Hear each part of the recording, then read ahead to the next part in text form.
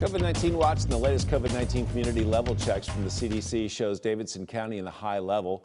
Health department leaders are monitoring cases and hospitalizations that are rising statewide.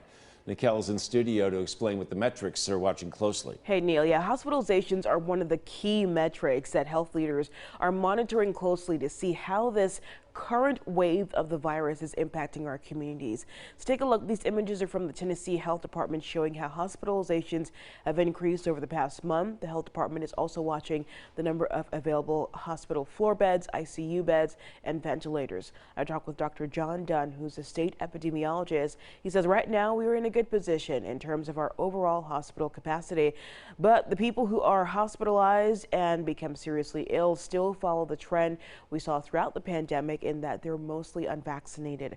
Right now, just under 57% of people statewide have gotten at least one dose of the vaccine, and just under 21% have gotten a booster dose.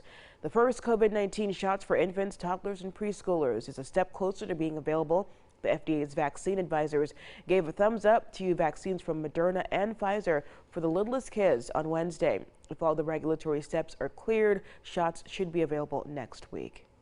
The vaccine recommendations will continue to evolve and probably change as the virus changes. And of course, we hope the virus is getting weaker and weaker and affecting the population less.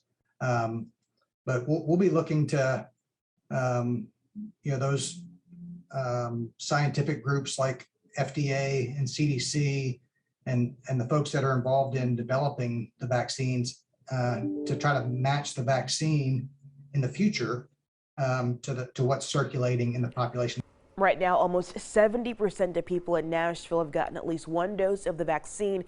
About a quarter of the population have gotten the booster dose. Nikki.